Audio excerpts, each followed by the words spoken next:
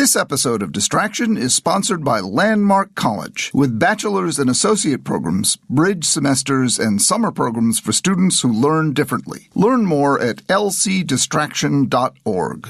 Landmark College. Learn your way. Succeed uniquely. Hello, this is Dr. Ned Hallowell with a mini episode of Distraction. Well, nothing could be more distracting than the way we spend our time on screens. This is a well-known fact now. You know, it began as a joke, the crackberry, and now it's anything but a joke. It is well recognized as the newest addiction. There are now inpatient treatment centers for an addiction to screens. South Korea leads the world. There are actually over 20 inpatient treatment centers for people who literally spend over 20 hours a day on screens. They literally go into withdrawal when they're denied their screens. They have the equivalent of DTs when they're denied their screens. This is no longer a joke. It is a true medical problem. And lest you face a medical emergency, it's good, wise, prudent, and something we all should take seriously. So, get a handle on it now. Get a handle on it before it takes you over. Do it today.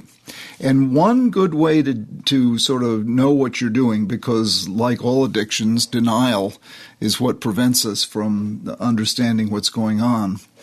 Take stock of how much you're using. One way of understanding your electronic usage, your screen time consumption, is to download the app called Moment. It's go to the App Store, and it's the name of the app is called Moment, and it is a screen time tracker. And it will tell you which apps you're using the most. And it will allow you to set daily limits. So you download Moment, and it will tell you, for example, how much time you're using Facebook, or how much time you're using Gmail, or how much time you're on Instagram, or Safari, or on Waze, or on Google Maps, or whatever apps are your favorite apps. And you'll probably be kind of amazed, and then you'll have the opportunity to set some limits. And you could do the same thing for your children or your spouse, if your spouse will allow it. And you can begin to take charge. You know, and the goal is to put yourself in charge of your electronic devices so they're not in charge of you. And this is a great way to do it. I like to talk about the human moment versus the electronic moment. And we really want to have the human moment take precedence over the electronic moment. And a second way of taking back charge, no pun intended, taking back charge is to go to your settings section on your iPhone, and then go to the battery subset of settings.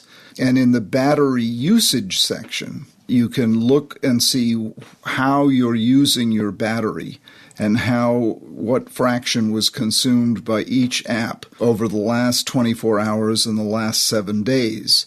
And when you tap on any of the apps or the clock icon in that area of the battery usage section, it'll show the amount of time spent on each app and the percentage of energy consumed.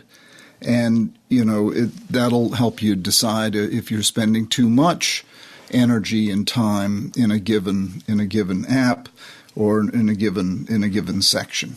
Do you want to be spending that much time doing email, for example? And the chances are you're spending more time than you ever thought you were on Facebook or on email or on texting. It's a really good way, number one, to take inventory, and number two, to set some limits on yourself so that you're not giving away, as most of us are, giving away more of our time, and with time goes energy and focus and attention, than we ever intended to.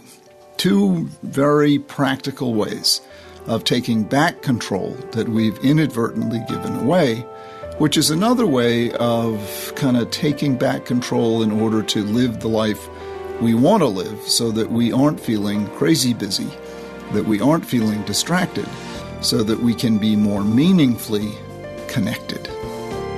This is Dr. Ned Hallowell with a mini episode of Distraction.